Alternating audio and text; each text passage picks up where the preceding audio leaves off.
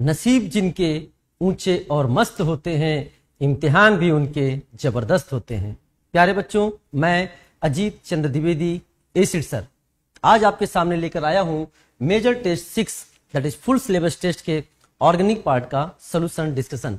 प्यारे बच्चों, मुझे पूरा विश्वास है कि आप पूरी ईमानदारी के साथ हार्ड वर्क कर रहे होंगे, डिसिप्लिन के साथ चीजों को आगे बढ़ा रहे होंगे और आज के पेपर में आपको बहुत कुछ रिवाइज करने का मौका मिला होगा और पेपर अच्छा भी गया होगा। तो चलो प्यारे बच्चों, स्टार्ट करते हैं आज के पार्ट का डिस्कशन।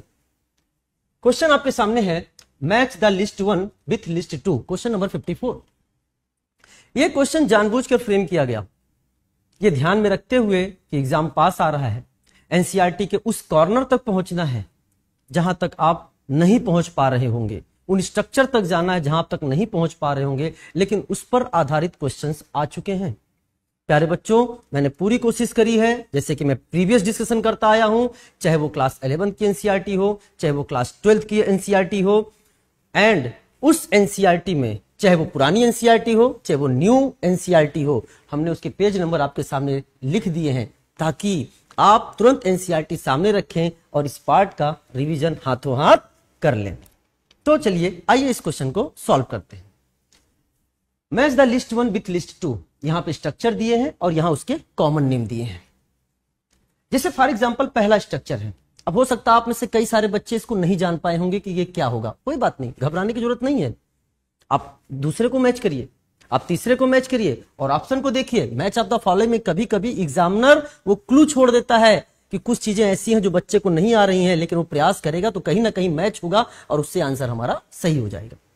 तो चले ध्यान दें, ए जो है ये बेटा आपके सामने, इसे बोलते हैं वेनिलिन, ये है वेनिलिन। और अभी ये क्वेश्चन जेईई मेंस 2025 में आया हुआ है, वेनिलिन पर आधारित प्रश्न, इसलिए बहुत ध्यान से समझना।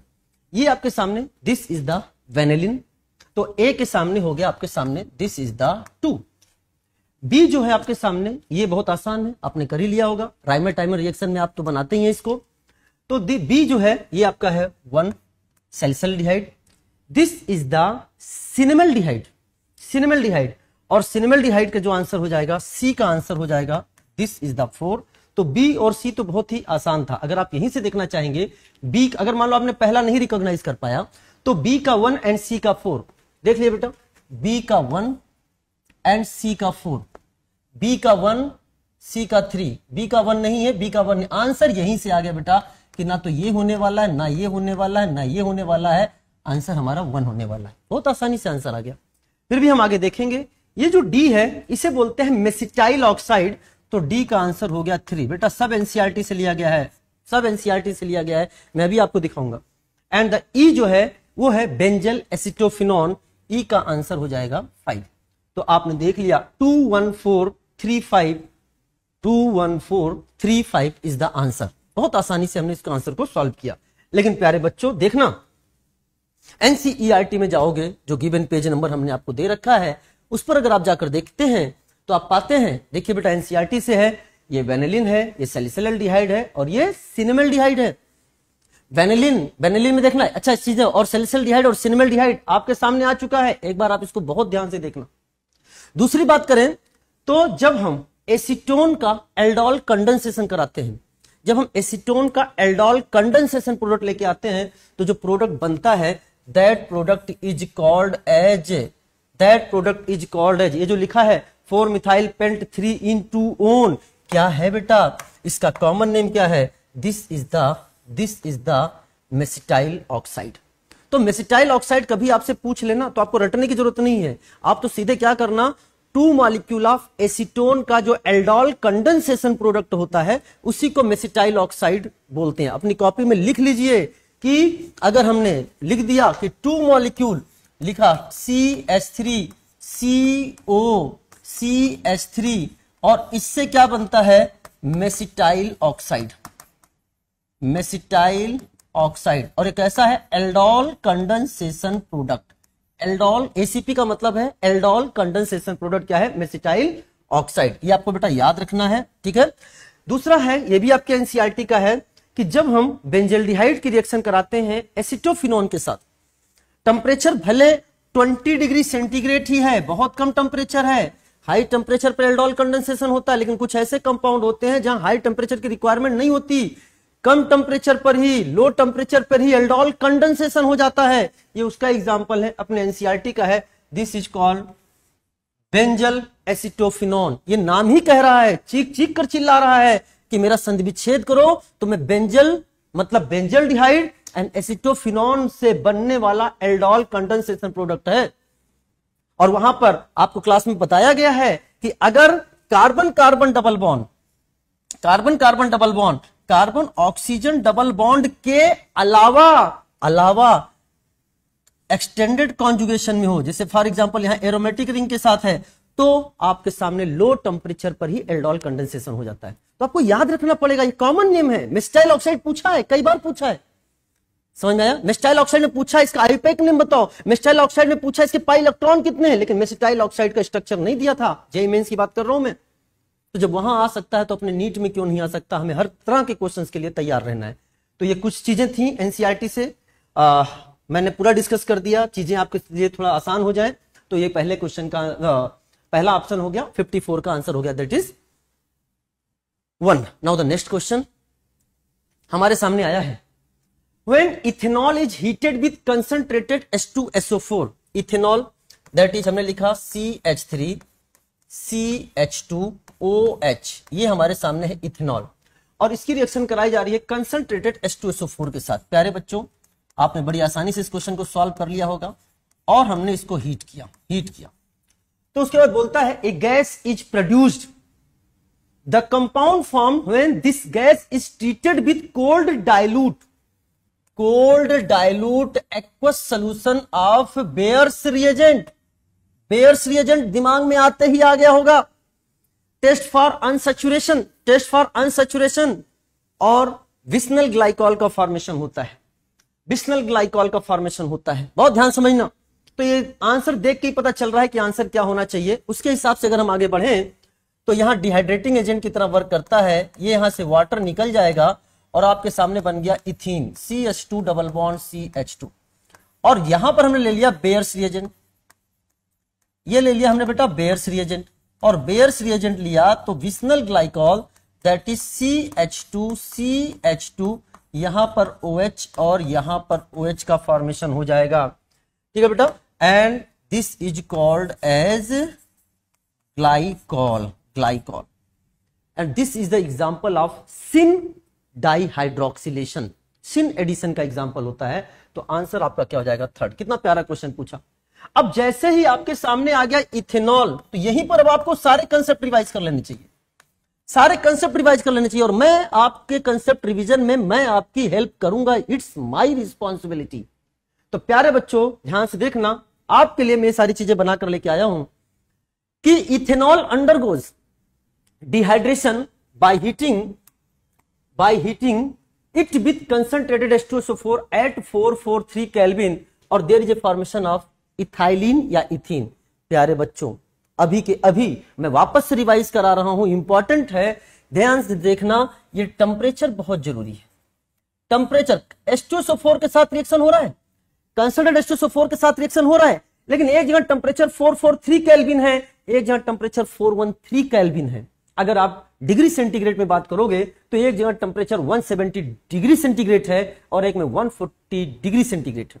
150 इथेनॉल की बात करूं, 150 डिग्री सेंटीग्रेड से ऊपर जाए तो एलिमिनेशन, 150 डिग्री सेंटीग्रेड से नीचे आए तो सब्स्टिट्यूशन। ये एलिमिनेशन का प्रोडक्ट बना है, ऊपर एलिमिनेशन का प्रोडक्ट बना है। जब 443 केल्विन लेंगे तो आपके सामने आंसर आएगा इथीन, लेकिन अगर 413 केल्विन है तो there is a formation of di ethyl ether. प्यारे बच्चों, बन गया डाई इथाइल ईथर और ये आपके SN2 मैकेनिज्म से बना, यहां सब्स्टिट्यूशन हो गया। तो ये टेम्परेचर आपको वापस से रिवाइज करना, मुझे पता है आपको याद है, लेकिन हाँ क्वेश्चन उस तरह से आया है तो आपको रिवीजन भी करना होगा। एंड आफ्टर दैट देख लीजिए, ये आपके सामने क्या बन गया, ये आपके सामने इथीन का फॉर्मेशन हो गया। हमने अच्छा, ये याद होना चाहिए आपको, लिख कर नहीं देगा बेयर्स रिएजेंट कभी कभी क्वेश्चंस में। तो डाइल्यूट KMnO4 273 केल्विन मतलब कोल्ड, 273 केल्विन मतलब कोल्ड, ये रिप्रेजेंट करता है किसको? कोल्ड। तो there is a formation of vicinal glycol that is glycol का फॉर्मेशन हो गया इथीन 1,2 डाइऑल, इसे हम इथाइलिन ग्लाइकॉल के नाम से भी जानते हैं। तो एनसीईआरटी का पॉइंट है alkene on reaction with cold dilute aqueous solution of potassium permanganate. ऐसे भी क्वेश्चन पूछ लिया जाता है कि बताइए cold dilute aqueous solution of potassium permanganate को क्या बोलते हैं? That is Baeyer's reagent produces vicinal glycol and decolourisation of KMnO4 solution is used as a test for unsaturation. ये सारी चीजें क्लास में आपको डिस्कस कराई गई हैं। तो इस तरह से आपने देखा, इसका आंसर क्या हो जाएगा? थर्ड। चलिए साहब, क्योंकि बेयर्स रिएजेंट दे दिया, टेम्परेचर था, हम कौन सा टेम्परेचर माने 443 केल्विन या 413 केल्विन, तो चूंकि उसने बेयर्स रिएजेंट दिया इसलिए आपको सोचना होगा कि हम यहां पर अनसैचुरेटेड कंपाउंड के बारे में सोचेंगे, तो हम इथीन यानी एलिमिनेशन के थ्रू आगे बढ़ेंगे। चलिए साहब, तो ये इंपॉर्टेंट था बेटा, देखना इसको। नेक्स्ट क्वेश्चन आपके सामने जो आया है, which of the following match is incorrect. एकदम न्यूली फ्रेम्ड क्वेश्चन है, मैंने आप लोगों के लिए फ्रेम किया है कि which of the following match is incorrect. अब आपका ध्यान लेके जाना है पहले ऑप्शन की ओर। वैसे ऑप्शन ऐसे बनाए गए हैं कि आपसे आंसर गलत करवाने के पर्पज में नहीं, मैं आपके सिखाने के पर्पज से क्वेश्चन बना के लेके आया हूं, क्योंकि आंसर तो आपने निकाल ही लिया होगा। लेकिन सीखिए बेटा, पहला जो आपके सामने लिखा है उसने बोला कि इसका नाम ग्लाइसिल एलेनिन है। कहीं नाम दिया है, कहीं डिजीज दिया है। अब आपको खुद से सोचना है कहीं नाम है कि डिजीज है कि क्या क्वेश्चन पूछ रहा है उसके बारे में, वो आपको खुद से सोचना है। तो ये है ग्लाइसिल एलेनिन। क्या ये ग्लाइसिल एलेनिन है? ग्लाइसिल एलेनिन क्या होता है? This is a dipeptide. अब सुनो कैसे इसको पढ़ा जाए, कैसे इसको पढ़ा जाए। ये जो आपके सामने पेप्टाइड बॉन्ड दिख रहा है बेटा, प्यारे बच्चों ध्यान सुनना, ये जो आपके सामने CONH ये पेप्टाइड बॉन्ड दिख रहा है, इसको आप ऐसे तोड़ दीजिए और यहां पे आप सोच लीजिए OH और यहां पे सोच लीजिए H। तो ये आपका ग्लाइसिन अमाइनो एसिड है, ये आपका एलेनिन अमाइनो एसिड है। ग्लाइसिन और एलेनिन से बनने वाला dipeptide is called glycyl alanine.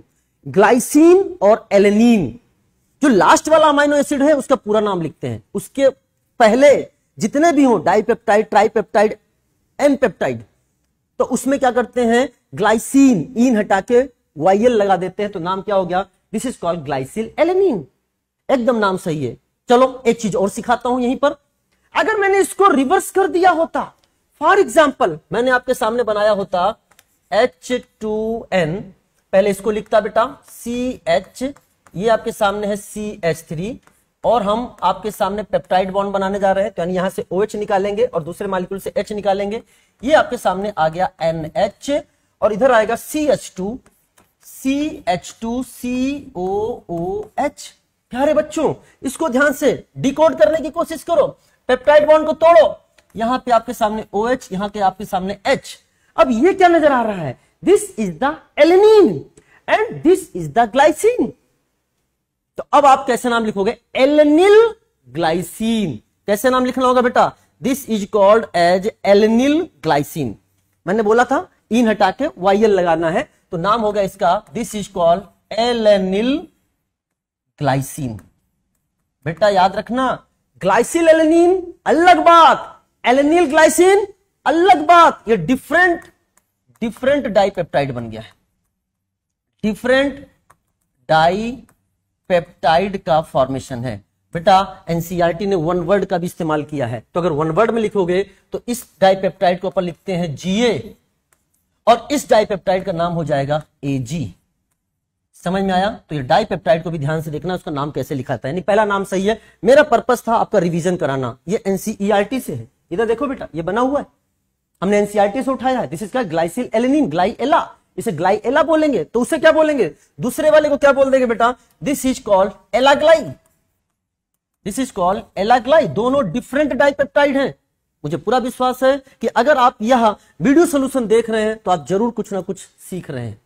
ठीक है बेटा। Vitamin B1, vitamin B1 is called thiamine, vitamin B1 is called as thiamine.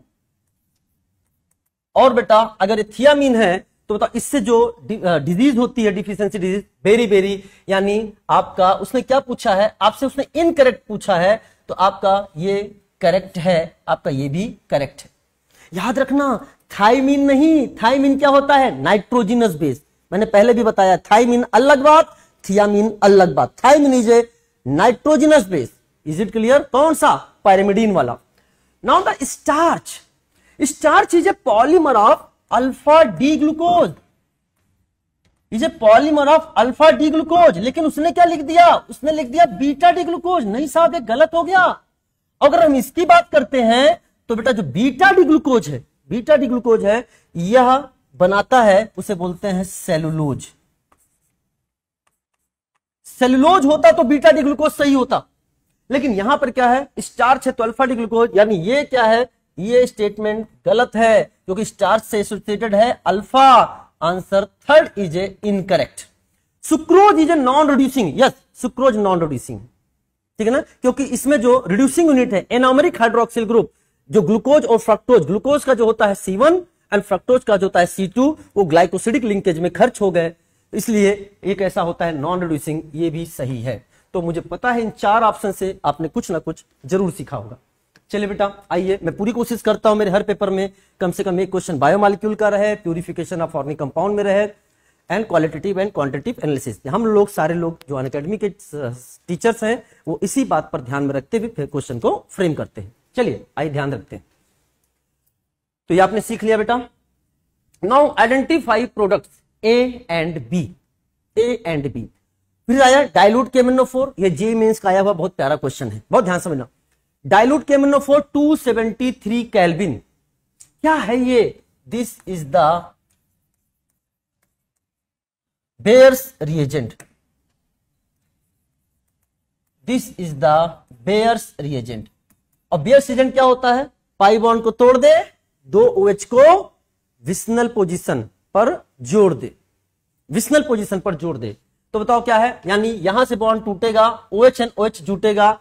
ये देखो ए क्या हुआ, OH एंड OH सही है, OH एंड OH सही है, नहीं साहब ये गलत है, यहां पे OH नहीं है, इसलिए ये ऑप्शन भी गलत हो गया। ये बॉन्ड नहीं, पूरे बॉन्ड नहीं टूटता है, केवल पाई बॉन्ड टूटता है, तो बेटा ये भी क्या है आपका गलत। चलिए साहब अब ध्यान से देखना, OH OH OH, यानी अभी तक 1 एंड 2 में क्या चल रहा है, मैच टाई है, कुछ भी हो सकता है। CrO3, CrO3 क्या है, ऑक्सीडाइजिंग एजेंट। अच्छा CrO3 केवल लिख दिया है, अपन बोलेंगे एनहाइड्रस CrO3। अगर हम बात करते हैं एनहाइड्रस CrO3, मैंने लिख दिया एनहाइड्रस CrO3। 1 डिग्री अल्कोहल को, 1 डिग्री अल्कोहल को एल्डिहाइड में, 2 डिग्री अल्कोहल को कीटोन में, एंड 3 डिग्री अल्कोहल का नो ऑक्सीडेशन। तो देखिए बेटा 1 डिग्री अल्कोहल, ये 2 डिग्री का है, ये 2 डिग्री का है, तो ये तो कीटोन में जाएगा, यस दोनों जगह कीटोन है। ये आपके सामने दिस इज द 2 डिग्री, और ये आपके सामने 3 डिग्री का नो ऑक्सीडेशन। लेकिन 3 डिग्री में देखिए इन्होंने क्या कर रखा है बेटा, ये आपके सामने this is the 2 degree, this is the 3 degree. इन्होंने 3 डिग्री में क्या कर दिया है, ये डिहाइड्रेशन कर दिया। नहीं साहब ये नहीं होगा, तो हमारा आंसर क्या होगा, 3 डिग्री को ये टच नहीं करेगा, तो आंसर इज द सेकंड। हमारा आंसर हो गया बेटा सेकंड। क्या यहां तक मेरी बातें क्लियर हो गई हैं? अच्छा मेरी बात बहुत ध्यान से समझने का एक प्रयास और भी करिए आप सभी लोग। प्यारे बच्चों,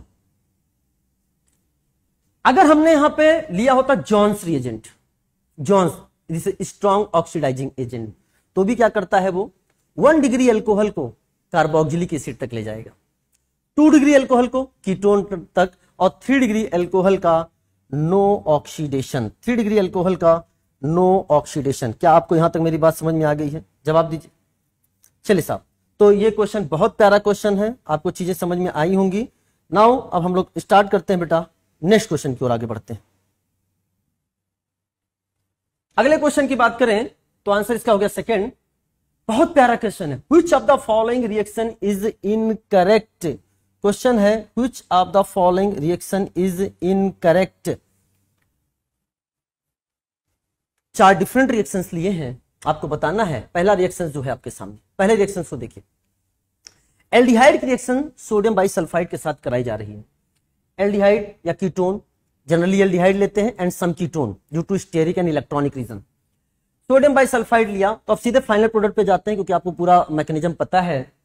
तो बाइसल्फाइड एडिशन कंपाउंड का फॉर्मेशन होता है OSO2Na, ठीक है। चलिए साहब यहां बन गया OSO2Na।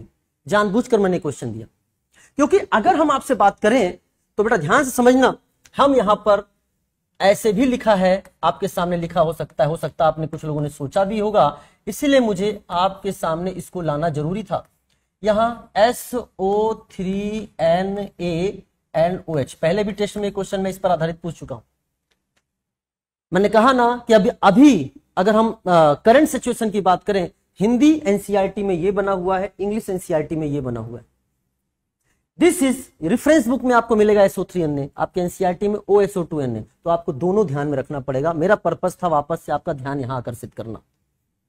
कोई एक ही ऑप्शन में आएगा, और रिसेंटली क्वेश्चन आया है नीट में ही आया है, उसमें OSO2Na करके ही पूछा गया था और आंसर करेक्ट था। तो ठीक है, ये हमारा आंसर सही है। बाकी इसके बारे में आपको सब कुछ पता है। दूसरा है, जैसे कीटोन की रिएक्शन हमने कराई इथाइलिन ग्लाइकॉल के साथ, तो ये कीटोन की रिएक्शन हमने कराई ethylene glycol. This is the dihydric alcohol. There is a formation of ethylene glycol ketal, क्योंकि इथाइलिन ग्लाइकॉल से बन रहा है। This is the ethylene glycol. ये आपके सामने है इथाइलिन ग्लाइकॉल, और यहां पर है कीटोन। कीटोन की रिएक्शन हम डाइहाइड्रिक एल्कोहल के साथ करा रहे हैं। HCl गैस के प्रेजेंस में रिएक्शन फॉरवर्ड जाएगा और इथाइलिन ग्लाइकॉल कीटल का फॉर्मेशन होगा, साइक्लिक कीटल का फॉर्मेशन होगा, एंड वाटर एलिमिनेट होगा। लेकिन अगर हमने डाइल्यूट HCl ले लिया तो रिएक्शन किधर चला जाएगा? बैकवर्ड। क्यों रे? क्योंकि यहां पर H2O हमें मिल रहा है, और अगर हमने डाइल्यूट फॉर्म में ले लिया तो H2O का कंसंट्रेशन बढ़ेगा और रिएक्शन किधर चला जाएगा? बनने वाले जो कीटल है इसका हाइड्रोलिसिस हो जाएगा और रिएक्शन वापस से पीछे चली जाएगी। क्वेश्चन कितना प्यारा यहां पे फ्रेम किया जा सकता है। हम ऊपर लिख सकते हैं डाइल्यूट HCl और नीचे लिख दिया हमने HCl गैस। लो, क्वेश्चन कितना प्यारा क्वेश्चन बन गया, फिर आंसर गलत हो जाता। तो इसमें यह भी ध्यान रखना है, फॉरवर्ड ले जाने के लिए HCl गैस वाटर नहीं होना चाहिए, या ड्राई HCl, आप यहां पे ड्राई HCl भी लिख सकते हो। लेकिन डाइल्यूट HCl लिया तो कैसा जाएगा? ये बैकवर्ड। चलिए साहब, यानी ये भी आपका आंसर उसने पूछा है इनकरेक्ट, ये आपका है करेक्ट, ये भी आपका है correct. Now the third, alcohol की रिएक्शन NaCl के साथ कराई और बन रहा है RCl। बहुत प्यार से समझना इस क्वेश्चन को, दो तरीके से इसको हम समझा सकते हैं, आपको समझना। पहला, एल्कोहल खुद में क्या है? एल्कोहल खुद में क्या है? एक न्यूक्लियोफाइल है, और न्यूक्लियोफाइल को रिएक्शन करने के लिए क्या चाहिए? इलेक्ट्रोफाइल चाहिए। Na+ जो है, Na+, बहुत ध्यान समझना, Na+ आपका इलेक्ट्रोफाइल नहीं होता। Na+ आपका इलेक्ट्रोफाइल नहीं है। एंड प्यारे बच्चों, जो आपका Cl- है, ये आपका न्यूक्लियोफाइल है, एंड न्यूक्लियोफाइल आपस में रिएक्शन नहीं करेगा, तो यानी ये रिएक्शन फिजिबल नहीं है। या फिर ऐसे भी कर सकते हो कि जो ROH है, यहां कौन से बॉन्ड को तोड़ने की बात हो रही है प्यारे बच्चों? यहां RO बॉन्ड को तोड़ने की बात हो रही है, RO बॉन्ड को तोड़ने की बात हो रही है। And this is the poor leaving group. ये आपका पुअर लिविंग ग्रुप है, और पुअर लिविंग ग्रुप ऐसे नहीं निकलेगा, इसे करना पड़ेगा प्रोटोनेशन।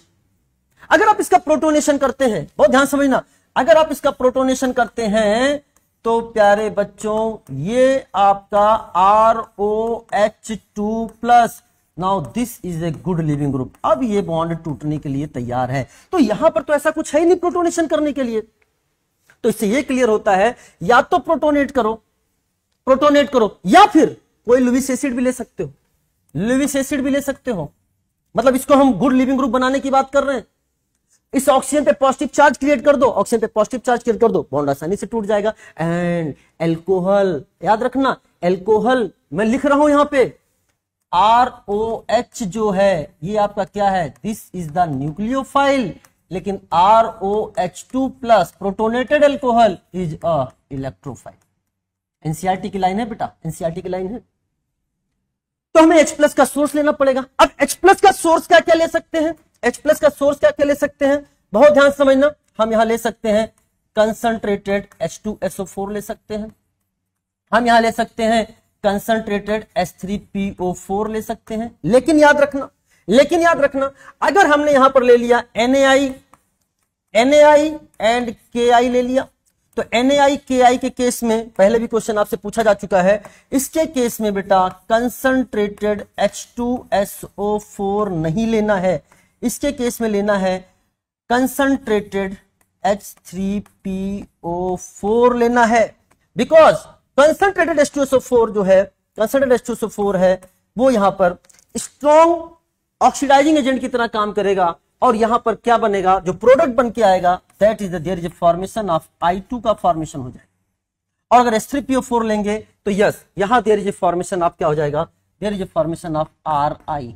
तो ये भी ध्यान में रखना है। वापस से रिवाइज कर दिया, आपके एनसीईआरटी का लाइन है, वापस से रिवाइज कर दिया कि NaI और KI के समय में I- जो होता है स्ट्रॉन्ग रिड्यूसिंग एजेंट है, H2SO4 के साथ रिएक्शन करके HI बनाएगा। HI क्या करेगा बेटा, वापस सुनना, क्या फॉर्मेशन कर देगा, H2SO4 के साथ रिएक्शन करके I2 में चेंज हो जाएगा, रिडॉक्स रिएक्शन।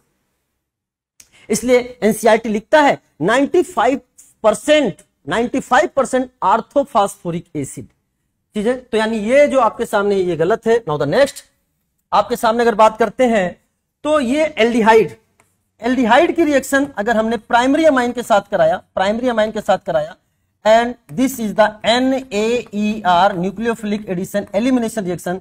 यहां से ऑक्सीजन, यहां से H2 pH 4 बेस्ट pH 4.5 और यहां से वाटर निकल जाएगा। There is a formation of substituted imine का फॉर्मेशन है, रिवीजन भी करवाना था मुझे इसका आपको। और there is a formation of Schiff's base, इसे हम लोग सिप्स बेस के नाम से भी जानते हैं। तो आप देख सकते हैं ये आपके सामने अगर हमने एमाइन की रिएक्शन कराई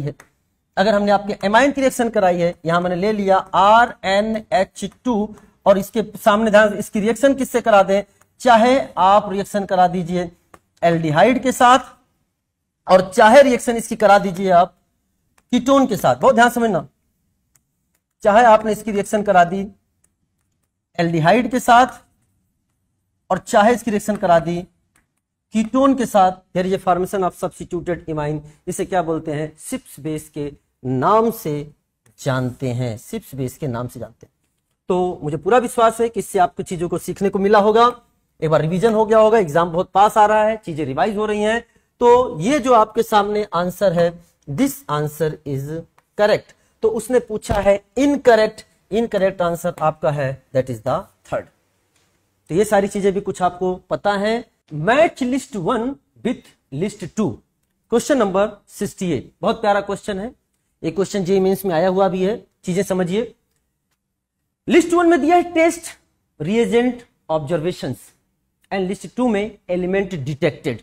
तो प्यारे बच्चों उसने बोला लेसाइन टेस्ट जैसे बोले ना वैसे आपके दिमाग में बन जाना चाहिए NSXP, मतलब nitrogen, sulphur, halogen and phosphorus का डिटेक्शन। तो ए का आंसर आपके सामने हो गया 3, ए का आंसर हो गया 3। देखिए ए का 3 होते ही आपके सामने 2 कट हो गया एंड 4 कट हो गया। आगे बढ़ते हैं। Copper 2 oxide that is cupric oxide. प्यारे बच्चों क्यूप्रिक ऑक्साइड की रिएक्शन अगर हम कराते हैं, हमारे सामने कार्बन कंटेनिंग या हाइड्रोजन कंटेनिंग कंपाउंड है, ऑर्गेनिक कंपाउंड है। तो कॉपर 2 ऑक्साइड यानी क्यूप्रिक ऑक्साइड के प्रेजेंस में कार्बन जो है वो ऑक्सीडाइज हो जाता है किसमें, CO2 में, और हाइड्रोजन किसमें हो जाता है, H2O में। अब कंफर्मेटरी टेस्ट के लिए क्या करते हैं, अगर मान लीजिए CO2 बना है और उसमें हम लाइम वाटर प्रवाहित करते हैं तो मिल्की सोल्यूशन बनता है। CaCO3 बनने के कारण मिल्की सोल्यूशन बना है यानी CO2 संपर्क में आया है, CO2 संपर्क में आया है यानी कार्बन की पहचान उसने कराया है। ठीक है, अगर हाइड्रोजन है तो वाटर के रूप में। एनहाइड्रस कॉपर सल्फेट जो होता है, एनहाइड्रस कॉपर सल्फेट जो प्यारे बच्चों होता है, ये कलरलेस होता है या व्हाइट होता है। तो जब ये वाटर के संपर्क में आया तो कॉपर सल्फेट .5H2O बनने के कारण ब्लू कलर आता है। क्या है, क्या बनना, इसे क्या बोलते हैं, this is called blue vitriol. यानी पानी संपर्क में आया है, H2O संपर्क में आया है यानी कि हाइड्रोजन आया है, तो हाइड्रोजन का डिटेक्शन हो गया। यानी अकॉर्डिंग टू ऑप्शन जाएं तो कार्बन एंड हाइड्रोजन होना चाहिए। उसने क्या दे रखा है आपके सामने, that is the copper 2 oxide and देखिए ये कार्बन आ गया। तो यानी आपके सामने प्यारे बच्चों बन चुका है बी के साथ जाएगा 1, बी के साथ जाएगा 1, बी के साथ 1 एंड बी के साथ 1। अभी कहानी आगे बढ़ानी पड़ेगी। चलिए साहब, सिल्वर नाइट्रेट AgNO3 आपके सामने यहां पर है AgNO3। जब हमने लेसाइन सोल्यूशन बनाया तो NaX, जब हम हेलोजन को टेस्ट करते हैं तो किस फॉर्म में, NaX के फॉर्म में। नाइट्रोजन किस फॉर्म में, NaCN के फॉर्म में। यानी कार्बन होना जरूरी है ऑर्गेनिक कंपाउंड में, तभी NaCN बनेगा। यानी NH2 को लेसाइन टेस्ट के द्वारा क्यों? क्योंकि उसमें कार्बन नहीं है तो NaCN नहीं बनेगा। सल्फर है तो Na2S के फॉर्म में। हम यहां हेलोजन की बात कर रहे हैं तो AgNO3 के साथ रिएक्शन किया और प्रेसिपिटेट का फॉर्मेशन हुआ AgX का। यही प्रेसिपिटेट हेल्प करेगा आइडेंटिफिकेशन। अगर व्हाइट प्रेसिपिटेट बना है and that precipitate soluble in NH4OH, यानी हमें पता चल चुका है वो क्या है, AgCl। और AgCl है यानी यहां से पता चला किसके बारे में बात हो रही है, कौन सा हेलोजन आइडेंटिफाई हो चुका है, दैट इज द क्लोरीन। अगर आपके सामने पेल येलो प्रेसिपिटेट का फॉर्मेशन हो रहा है and sparingly soluble in NH4OH यानी AgBr बना है, यहां हमें पता चलता है Br के बारे में। अगर येलो प्रेसिपिटेट बनता है, अच्छा येलो प्रेसिपिटेट और पेल येलो प्रेसिपिटेट में आसानी से हमारी आंखें अगर डिफरेंशिएट नहीं कर पाती हैं, हमें सेकंड स्टेप बढ़ना होता है। अगर NH4OH में स्पेरिंगली सॉल्युबल है तो AgBr, और अगर NH4OH में इनसॉल्युबल है तो AgI बना होगा। तो यहां से हमें आयोडीन के बारे में पता चल गया। तो क्या हमने AgNO3 की मदद से हेलोजन के बारे में पता कर लिया? यस। तो यहां से हमें किसके बारे में पता चल चुका है, स्पेसिफिकली हेलोजन के बारे में पता चला है। तो अगर हम ऑप्शन में जाएं तो हमको दिख चुका है that is the silver nitrate 4, that is specifically halogen. The sodium fusion extract gives black precipitate with acetic acid and lead acetate. तो प्यारे बच्चों आप देख सकते हैं यहां पर कि आपके सामने आ चुका है, ये हमने वो सल्फर किस फॉर्म में, Na2S के फॉर्म में, लेड एसीटेट के साथ रिएक्शन हुआ and there is a formation of black precipitate of PbS, यानी सल्फर का डिटेक्शन होता है। तो आपके लिए डी आंसर जो है वो मैच होगा 2 से।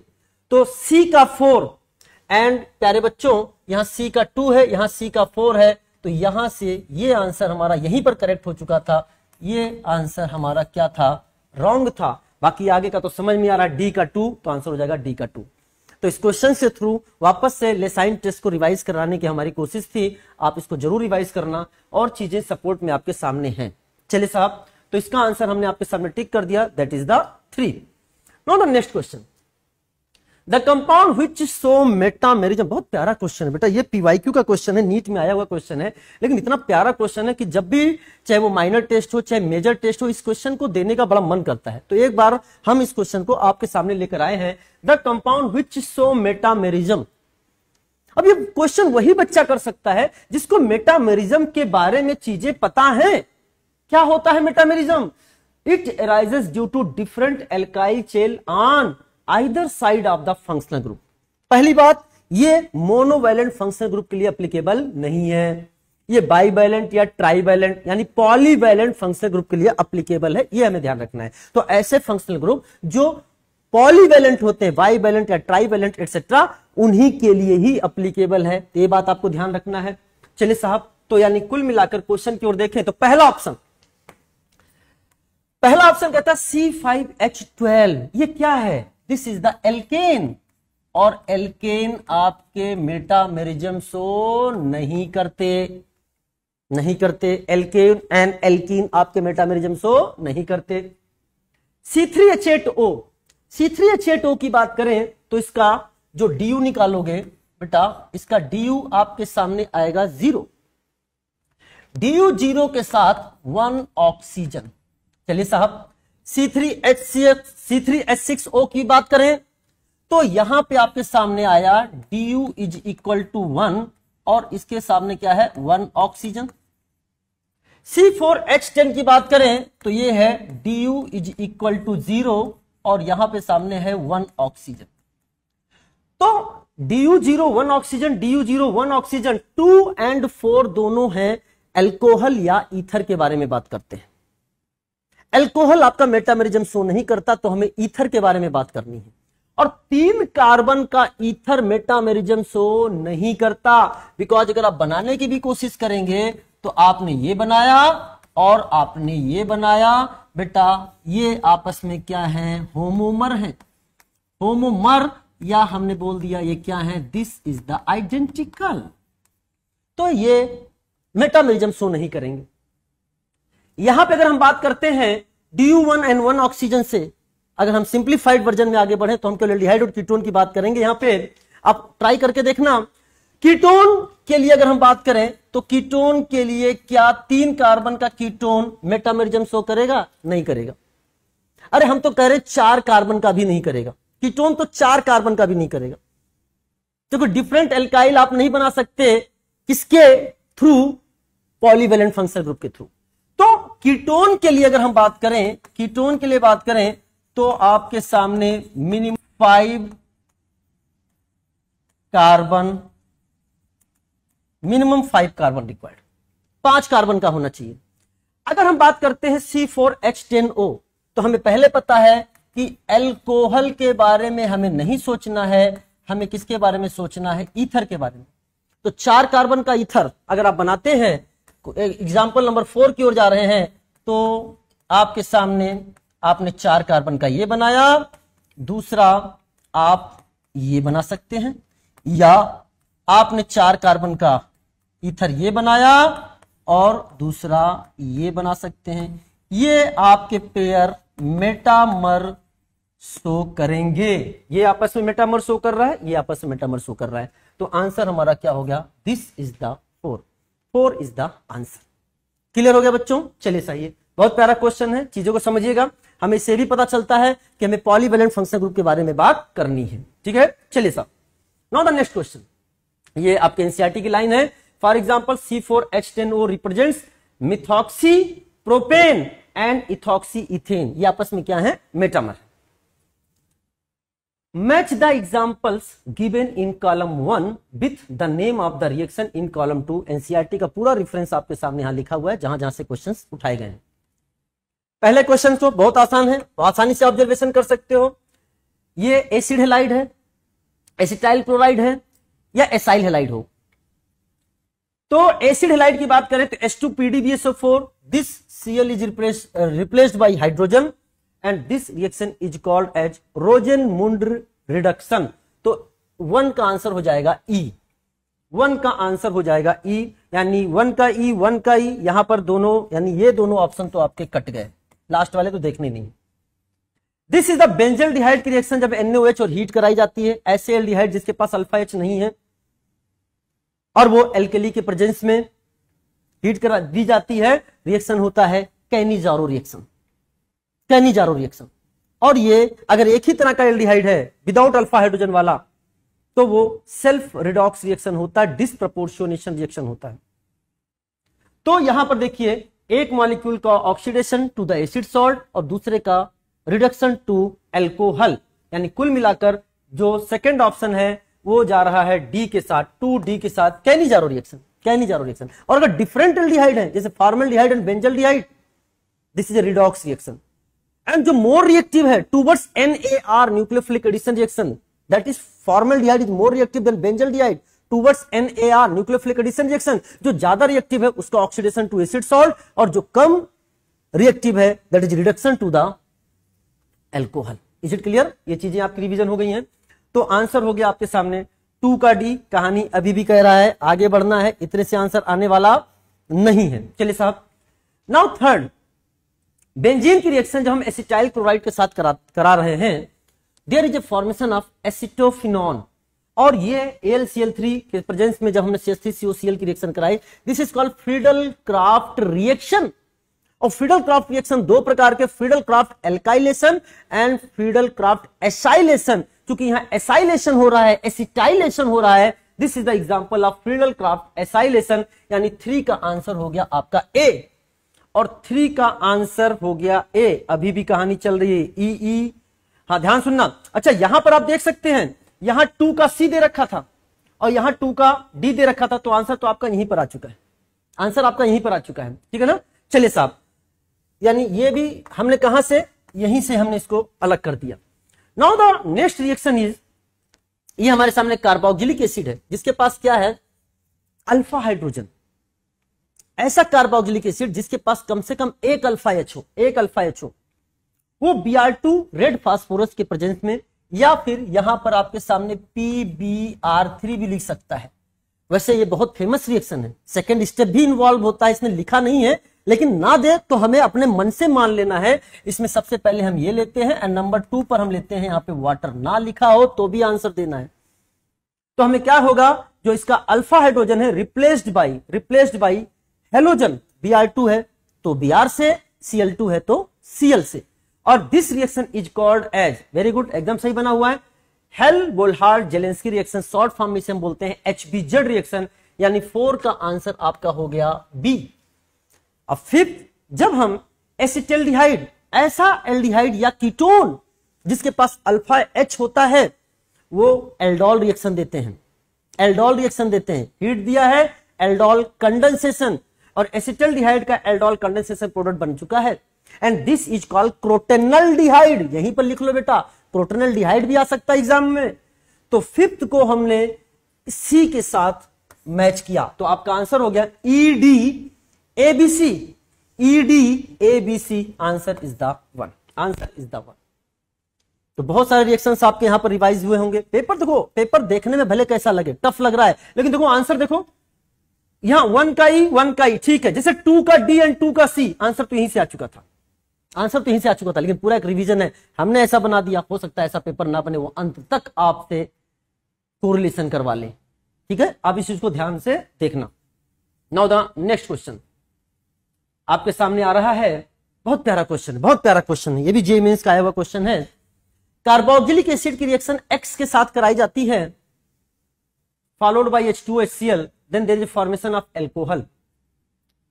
एल्कीन की रिएक्शन उसी X के साथ कराई जाती है, followed by H2NOH H2O2, then is a formation of alcohol. यहां भी अल्कोहल बना। आपको बताना है X क्या है, आपको बताना है X क्या है। अगर आप सेकंड वाले से स्टार्ट करते हो कि जब हम एल्कीन की रिएक्शन, ये हमारे सामने, दिस इज द एल्कीन की रिएक्शन, और यहां there is a formation of 1 degree alcohol, 1 degree alcohol. थोड़ा थोड़ा कुछ याद आ रहा है क्या? एकदम याद आया होगा सर, याद क्या आ रहा है, हम तो एग्जाम में सही करके आए हैं। X क्या होगा?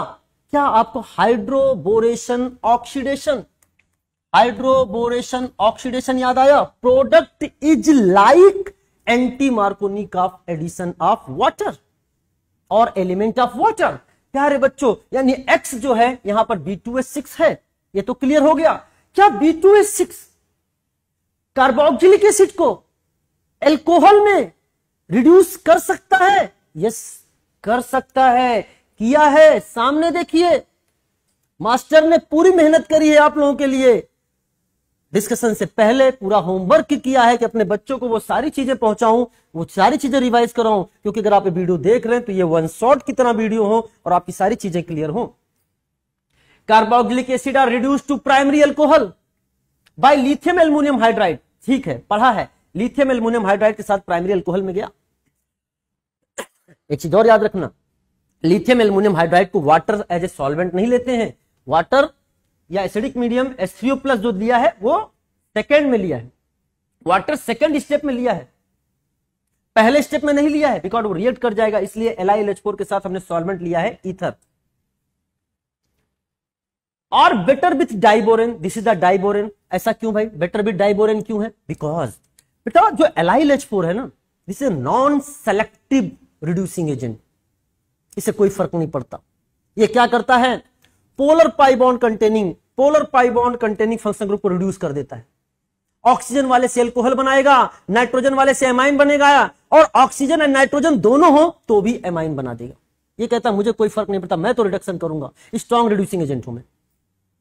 लेकिन अगर हमने B2H6 लिया, मान लो मैंने यहां पर लिया होता LiLH4 और आपका मल्टी फंक्शनल ग्रुप वाला कंपाउंड होता, एस्टर भी होता, नाइट्रो भी होता, हेलो भी होता, कार्बोक्सिलिक एसिड भी होता,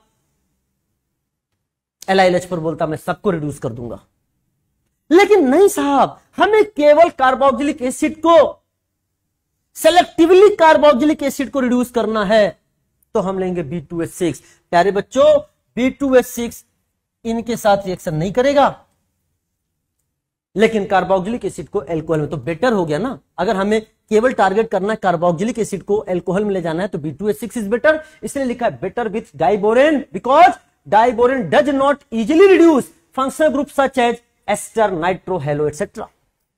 लेकिन अगर हमने NaBH4 ले लिया, sodium borohydride does not reduce the carboxylic acid, क्योंकि आपको पता है कि NaBH4 एल्डिहाइड को, कीटोन को, एसिड हैलाइड को एंड इमाइन को रिड्यूस करता है। ठीक है ना, ये सारी चीजें हमने यहां पे आपको रिवाइज करा दी है। तो हमारा जो आंसर होने वाला है यानी यहां पे है B2H6। दोनों में कॉमन क्या हो गया बेटा, diborane, that is the B2H6। चलिए साहब नेक्स्ट बढ़ते हैं। आपके सामने given below are two statements, one is labelled as assertion and the other is labeled as reason। assertion कहता है synthesis of methyl phenyl ether may be achieved by Williamson synthesis। अच्छा, methyl phenyl ether, चलिए साहब क्या हम ये methyl phenyl ether Williamson ether synthesis से बना सकते हैं? क्या WES मेथड से बना सकते हैं? हाँ साहब, assertion एकदम सही है, बना सकते हैं। assertion एकदम सही है, बना सकते हैं। चलो साहब फिर बोलता है reaction of bromobenzene with sodium methoxide yields methyl phenyl ether. क्या ब्रोमोबेंजीन की रिएक्शन हम सोडियम मिथॉक्साइड के साथ करा के मिथाइल फिनाइल ईथर बना सकते हैं? अब ये सोचने वाली बात है। इधर देख लो बच्चा, इसलिए methyl phenyl ether can be prepared by. Question के अंदर एक नया क्वेश्चन क्रिएट करके लेके आया हूं ताकि रिवीजन अच्छे से हो। क्वेश्चन ऐसे भी पूछ सकता है, आपको ये मिथाइल फिनाइल ईथर बनाना है, किससे बनाओगे, किससे बना सकते हो, पहले वाले से कि सेकंड वाले से? एक बार आप अगर आप देख रहे हैं, आप सीधे पहले टाइप करिए, मैं आपको 5 सेकंड का टाइम देता हूं। ए या बी, ए या बी, सोच के बताइए, ए या बी। बेहतरीन बेहतरीन बेहतरीन। प्यारे बच्चों ध्यान से देखना, अगर हम आपसे बात करें तो this is the nucleophile, this is the electrophile. इसने किया अटैक, बॉन्ड टूट गया, खटैक, मैकेनिज्म कौन सी चली, that is the SN2 and ये प्रोडक्ट बन जाएगा।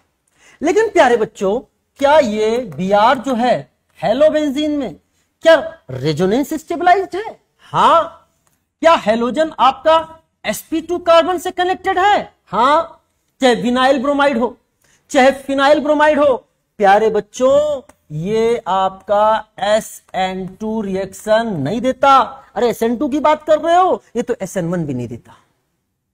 तो इस बॉन्ड को नहीं तोड़ सकते। हमें जिस पर SN2 करना है उसके बीच पर फोकस करना है, उसके बीच पर फोकस करना है। कार्बन हेलोजन बॉन्ड यहां टूट जाएगा, बहुत अच्छी मात्रा में SN2 देगा, ये SN2 ही नहीं देता है, यानी can be prepared by, answer है ये। यानी ब्रोमोबेंजीन लेके ब्रोमोबेंजीन लेकर आप मिथाइल फिनाइल ईथर नहीं बना सकते, नहीं बना सकते।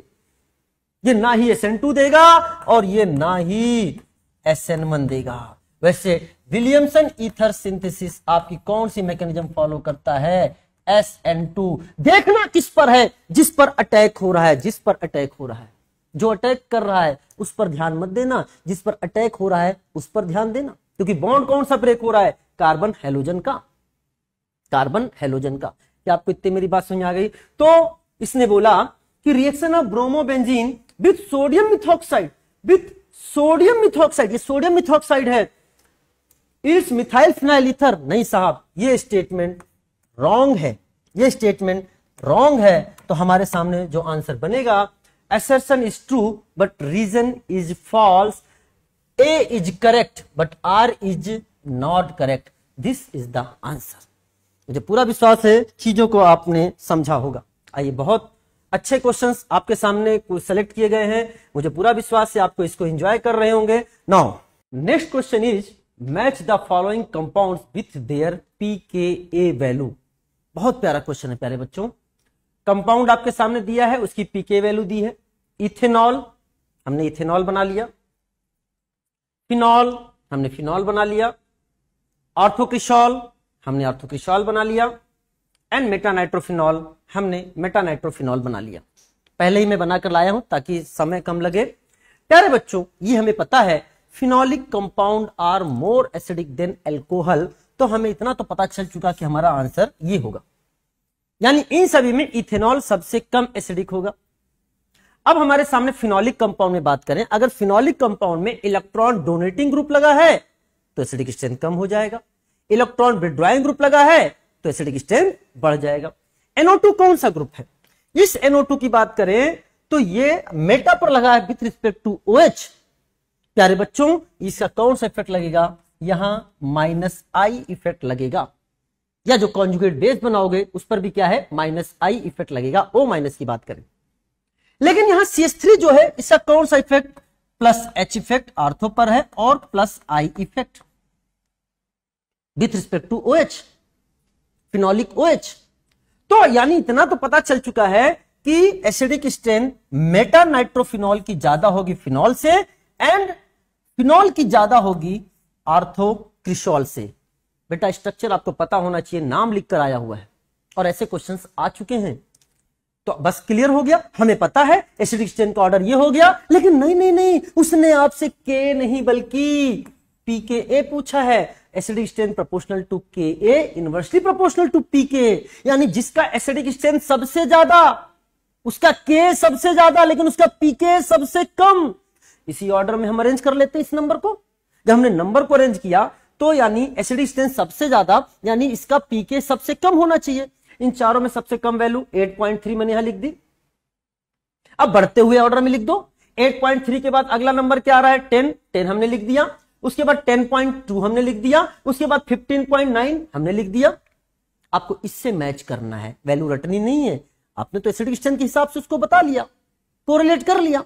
अब मैच करते हैं इथेनॉल के साथ 15.9, तो ए के साथ आपने लिख दिया 3, ए के साथ लिख दिया 3। चलो साहब फिनॉल के साथ आपके सामने आ गया 10 इज ए 4।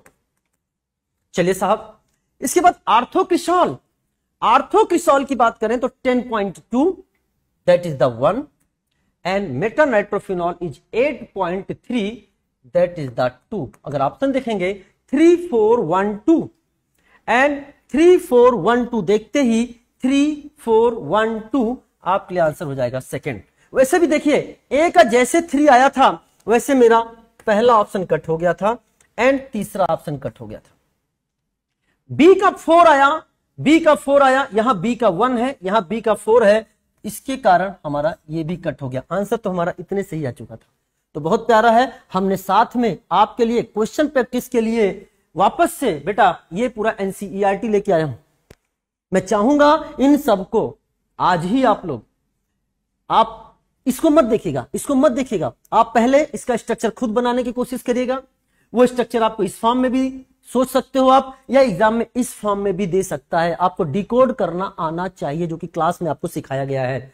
तो इस पे मैं डिस्कस नहीं करूंगा, आपका ये होमवर्क है, मैंने ऑर्डर लिख दिया है। याद रखना कि यहां पर देखना बेटा, इस वैल्यू को ध्यान देना, 10.2 एंड 10.2 ये लगभग क्या है, पैराक्रिसॉल और आर्थोक्रिसॉल का पीके वैल्यू लगभग बराबर है। तो इस चीज को भी आपको ध्यान रखना पड़ेगा। लेकिन अगर उसने ऑर्डर की बात करी तो आप इफेक्ट लगा के ये ऑर्डर बता सकते हो। और यहां पे तो चीजें आपको बहुत आसानी से बताई जाती है। क्या शुरू में ये क्या है, पैरा वाला फिनॉल केस में, ये आर्थो वाला, ये मेटा वाला और ये फिनॉल। अगर इसकी बात करें तो इसको याद करने का तरीका क्लास में तो पूरा एक्सप्लेन किया जाता है, लेकिन याद भी होना चाहिए।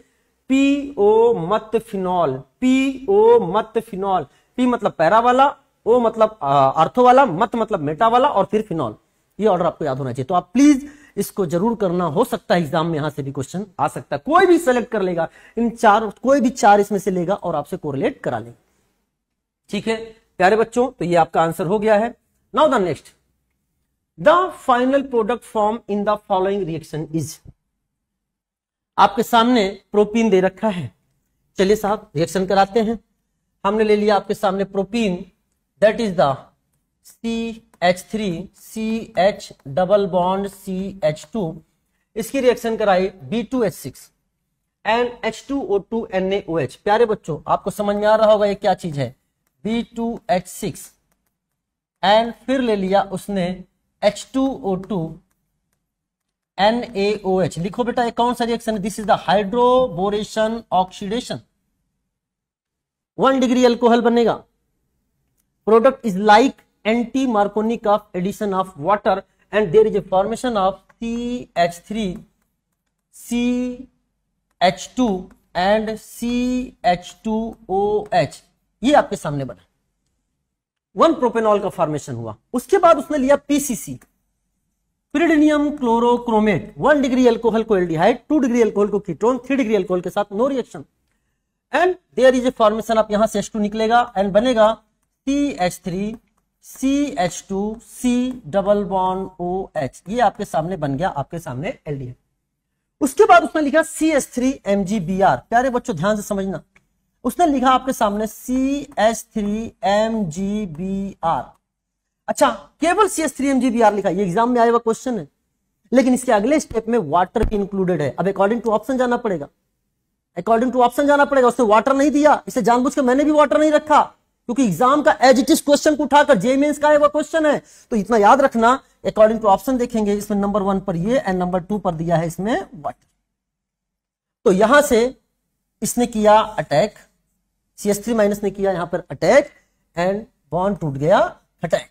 और there is a formation of CH3 CH2। यहां पे बेटा ये CH3 लगा दे रहा हूं, इधर मैंने लगा दिया CH3, ये CH3, ऊपर लगेगा O माइनस MgBr, लेकिन वाटर ले लिया तो सीधे फिर क्या हो जाएगा, इसको प्रोटोनेट करके बना लेगा एल्कोहल। एंड ऑप्शन जो आपका जा रहा है that is the first answer, first answer. तो आपको चीजें पता होनी चाहिए, ये सारी की सारी चीजें पता है, एनसीईआरटी का पेज नंबर कोटेड है कि प्रोडक्ट क्या बनेगा। प्यारा क्वेश्चन है, रिवीजन में आपकी हेल्प करेगा। चलिए साहब, now the next question. Paper chromatography is an example of.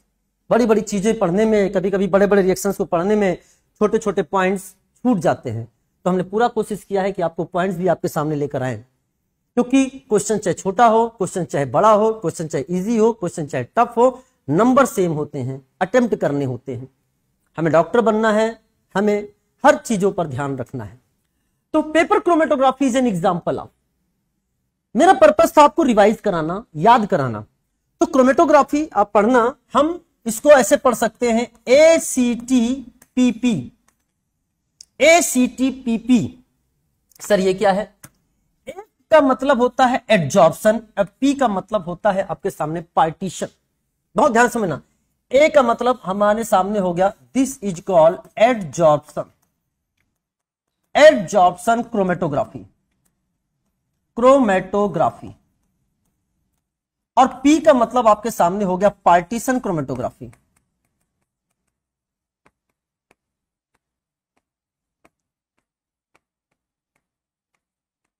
Partition chromatography. प्यारे बच्चों, एग्जाम्पल याद करने का तरीका बता रहा हूं, एक्ट PP याद रखना।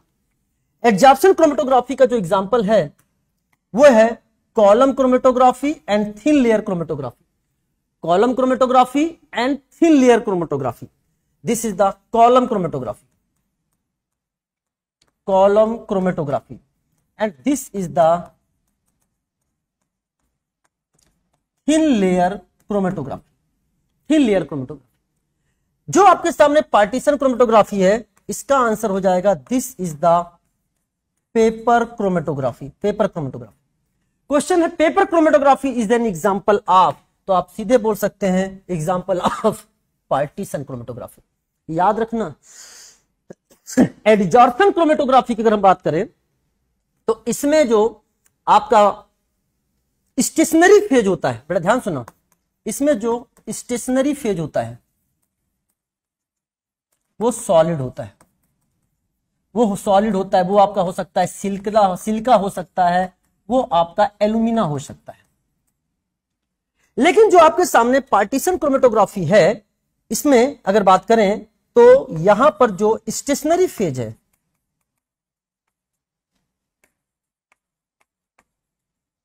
वो water trapped in space, water trapped in space, वो स्टेशनरी फेज होता है। इसमें मोबाइल फेज लिक्विड भी हो सकता है, गैस भी हो सकता है, हमारे सिलेबस में लिक्विड है। इसमें मोबाइल फेज लिक्विड भी हो सकता है, गैस भी हो सकता है, हमारे सिलेबस में लिक्विड है। तो स्टेशनरी फेज के बेसिस पर भी मैंने इनका क्लासिफिकेशन कर दिया। समझ में आया बेटा? तो ये चीजें रिवीजन करना। अच्छा क्वेश्चन है, छोटे क्वेश्चन है लेकिन प्यारे क्वेश्चन हैं। आजकल ट्रेंडिंग क्वेश्चन चल रहे हैं सब पूछने के लिए। चलिए साहब आगे नेक्स्ट क्वेश्चन की बात करें। The order of stability of the following resonating structure. अगर हम बात करें तो ये कंपाउंड जो आपके सामने लिखा है, दिस कंपाउंड इज कॉल्ड एक्राइल्डिहाइड।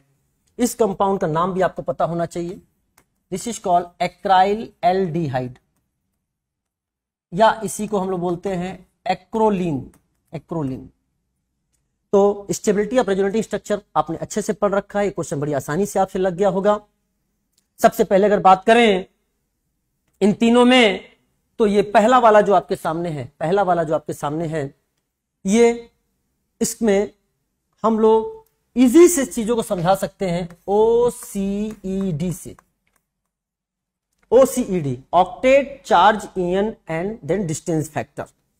पहले वाले में देखो सभी एटम का ऑक्टेट कंप्लीट है एंड हाइड्रोजन का डुप्लेट कंप्लीट है। दूसरी बात है इसके पास maximum number of covalent bond है, वो भी क्लियर हो जाता है। ऑक्टेट कंप्लीट अगर अनचार्ज है तो लगभग maximum number of covalent bond दिख गए आपके सामने। And there is no separation of opposite charge, यानी ये आपके सामने बेटा ध्यान सुनो, ऑक्टेट कंप्लीट है, अनचार्ज्ड है, मतलब no separation of opposite charge, no separation of opposite charge, maximum number of covalent bond है। This is the more stable, यानी पहला वाला तो मोर स्टेबल हुआ, बाकी चार्ज है। अब चार्ज में देखें, चार्ज में देखें बेटा ध्यान से, यहां सेपरेशन ऑफ चार्ज है, सेपरेशन ऑफ चार्ज है, और separation of charge required energy, बहुत ध्यान समझना, उससे क्या होता है, स्टेबिलिटी कम होती है। तो अब कैसे देखेंगे, ईएन फैक्टर से, दोनों ही चार्ज है, तो positive on less EN and negative on more EN is more stable. Positive on less EN, negative on more EN, यहां क्या है, पॉजिटिव ऑन मोर ईएन। इसमें देखेंगे तो इसके पास आपके सामने 6 इलेक्ट्रॉन है, इनकंप्लीट ऑक्टेट, इनकंप्लीट ऑक्टेट। अगर positive charge on more EN, positive charge on more EN with incomplete octet, with incomplete octet, this is the insignificant RS, insignificant RS, इसको तो काउंट ही नहीं करते हैं, काउंट ही नहीं करते हैं प्यारे बच्चों। तो सबसे कम स्टेबल आपका ये हो जाएगा। तो कुल मिलाकर जो आपका आंसर आया, बहुत ध्यान सुना, यहां भी ऑक्टेट इनकम्प्लीट, यहां भी ऑक्टेट इनकम्प्लीट, यहां कार्बन का, यहां ऑक्सीजन का, लेकिन मोरियन पर positive with incomplete octet, highly unstable. तो प्यारे बच्चों आपका जो ऑर्डर बनेगा, दिस इज द ऑर्डर। तो आंसर आपका जाएगा 1 then 2 and then 3, answer is the third. चीजें क्लियर हो रही होंगी आपको। चलिए साहब एक बार ध्यान से देखिएगा कि ये जो क्वेश्चंस अभी लिया गया था, ये एनसीईआरटी क्लास 11 के problem 12.17 according to old NCERT and according to new NCERT 8.17, इसलिए बहुत ही इंपॉर्टेंट एग्जाम्पल है। चलिए डियर नेक्स्ट क्वेश्चन की ओर देखते हैं। Question number 89, match the column 1 column 2 and select the answer. बहुत प्यारा क्वेश्चन है।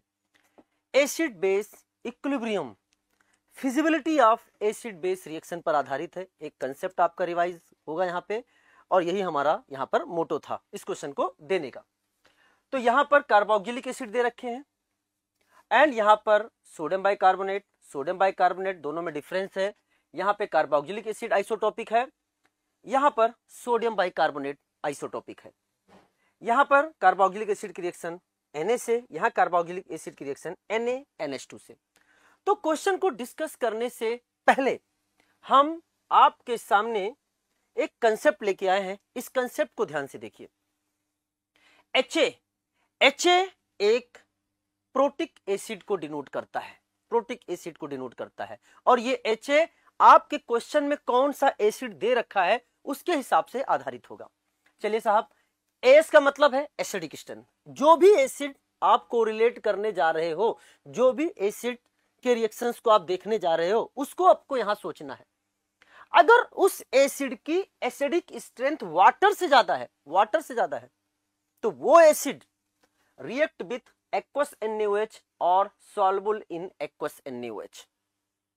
तो ये हमने पहले क्वेश्चन में NaOH के साथ रिएक्शन नहीं दिया, लेकिन रिवाइज करा दिया। अगर गिवन एसिड अमोनिया से ज्यादा एसिडिक स्ट्रेंथ रखता है, तो रिएक्ट्स विथ सोडामाइड, वो सोडामाइड के साथ रिएक्शन कर लेगा।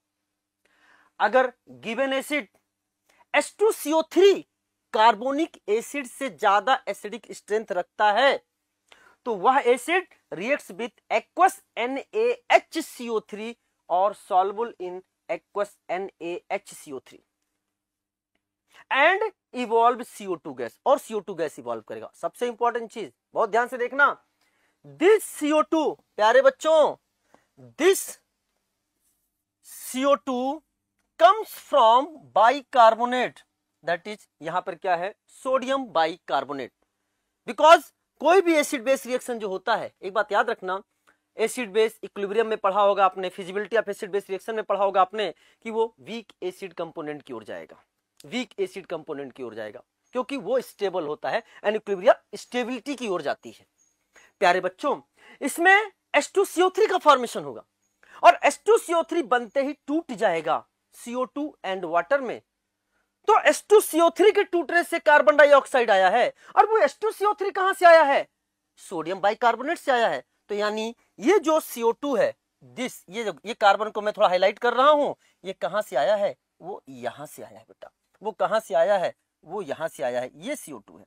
कार्बोक्सिलिक एसिड से जो कार्बन होता है वो CO2 बनकर नहीं आता। चलिए नेक्स्ट, ऐसा कंपाउंड जिसके पास एसिडिक या एक्टिव H हो, एक्टिव H अपन जनरली बोलते हैं 3 या 3 से ज्यादा EN वाले से जुड़ा हुआ हाइड्रोजन, या फिर एसिडिक H हो। ये सारी चीजें आपको क्लास में बताई गई हैं, कैसे पहचानेंगे। सोडियम के साथ रिएक्शन करेगा, गुड़ करके H2 गैस देगा। क्या देगा बेटा, H2 गैस देगा। आइए अब क्वेश्चंस की ओर बढ़ते हैं।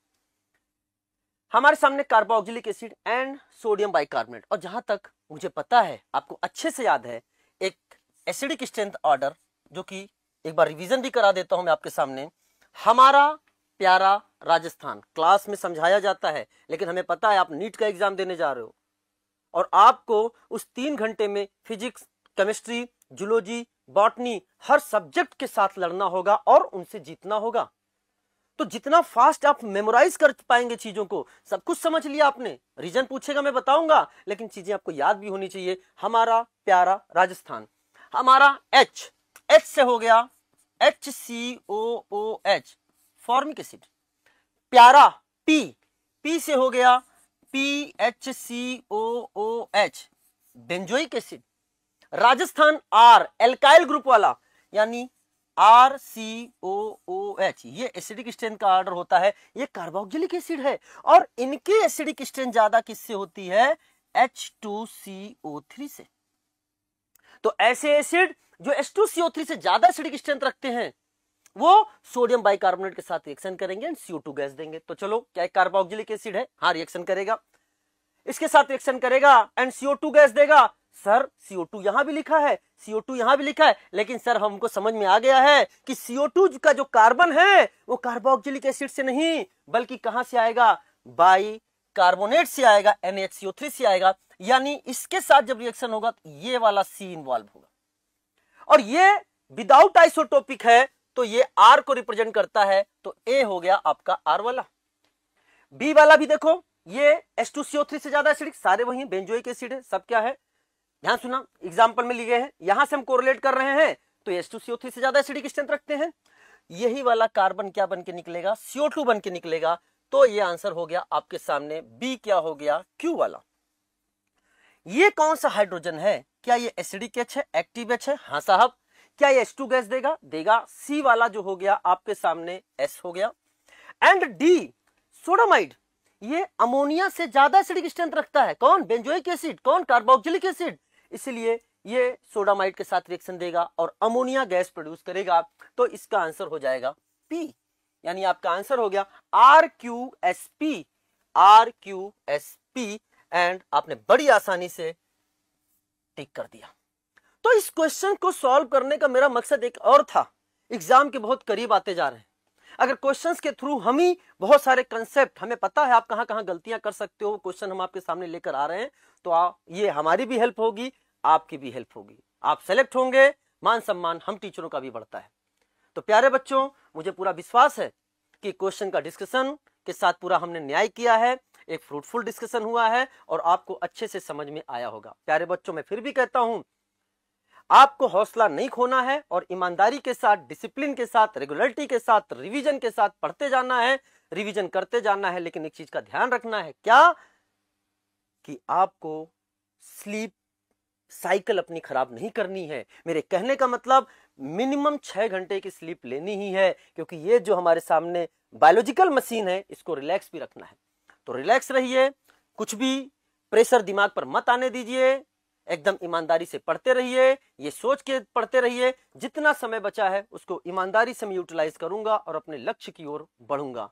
तो ठीक है बच्चों, wish you all the best. मस्त रहिए, जबरदस्त रहिए, पढ़ाई में हमेशा बेस्ट रहिए। Let's crack it.